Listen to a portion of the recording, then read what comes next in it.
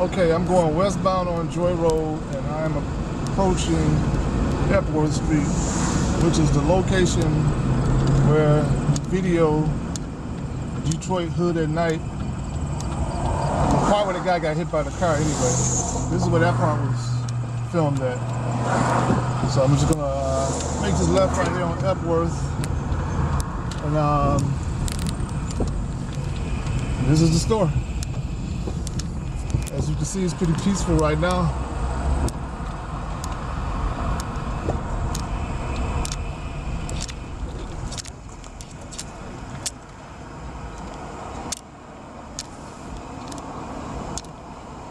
And so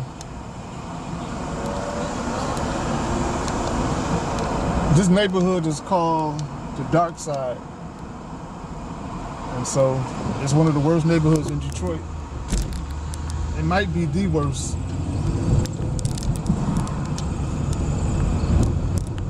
Probably between this area and the east side over there by 7 Mile and Gratiot. That area horrible.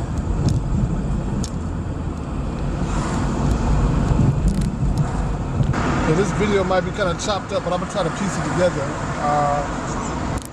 I'm going eastbound on Davidson right now. I'm still on the west side. I'm just passing Lawton Street. I'm approaching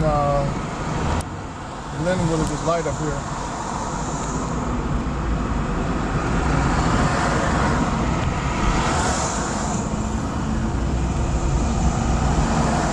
Like I said, this is still my old neighborhood.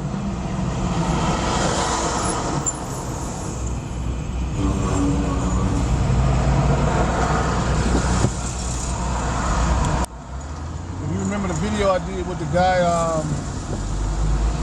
who was cleaning the headlights off. This is the gas station where it was at, right there, right across the street from that KFC. It's that Citgo gas station.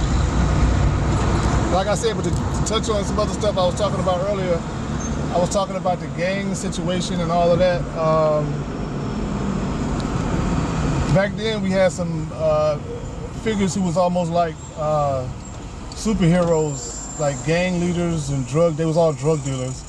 And some of the young people in the neighborhood looked up to, like Maserati Rick. You can look all these guys up. Maserati Rick. I can't think of nobody else's name. You know, Butch Reed, who was the leader of the Young Boys Incorporated. The Chambers brothers.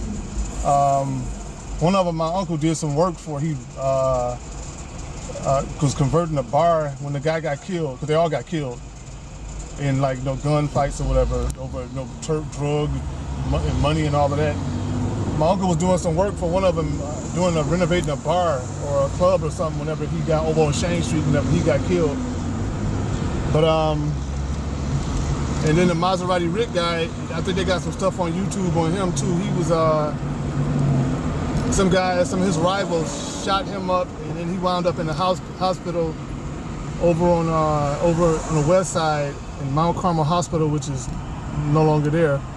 And while he was in the hospital, they came in the hospital 2 or 3 days later because they didn't kill him, and then they shot him in the hospital and killed him.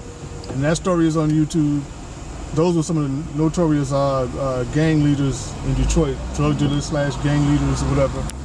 But something else I wanted to touch on before I go, about a lot of people complain about, you know, why don't you do more videos on revitalization that's going on in Detroit, of the downtown area, and, you know, which I actually put one on this morning. But in my opinion, revitalization is basically, in some ways, a scam, because it's good for the people who building it, you know, because they're making money. You know, they got new ballparks down there. They renovating a lot of buildings. And a lot of more people are coming down there because downtown is generally safe. They got a big police presence down there. And so that's one of the safest areas you can go. And they say it's one of the safest big city downtowns. That's probably true. But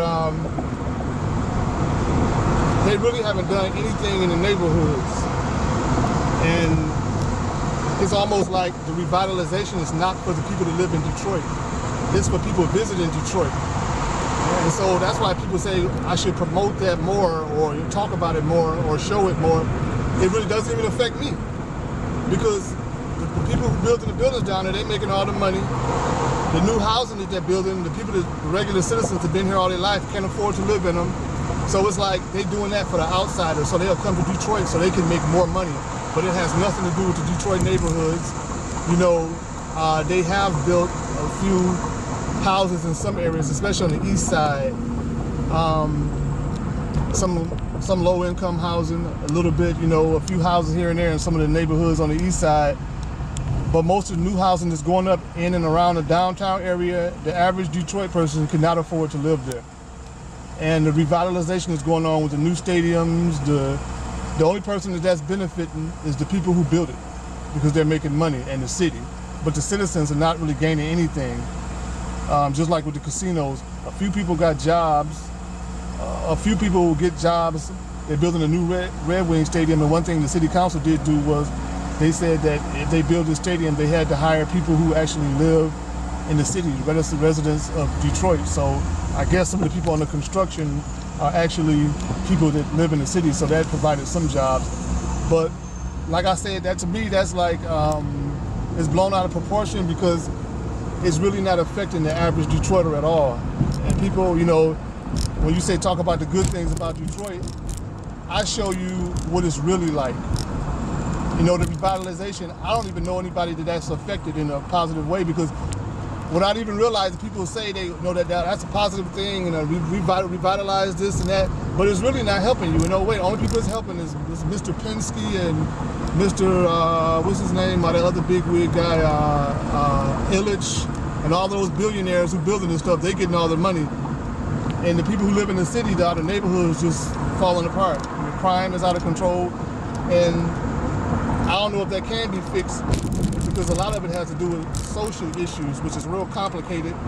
And those people that's building those buildings, they probably don't know how to fix it either. But I'm just saying, you know, quit saying Detroit is revitalized, because this really hasn't changed. They just got some new buildings and they cleaned downtown up, and that's about it. The neighborhoods are basically the same. Very little has been done in the neighborhoods. And on that note, I'm gonna end it on the next video. I'm gonna probably talk with some of the young people in the neighborhood about what they think about the presidential race. And so that'll be one of my next videos. So I'll talk to y'all then.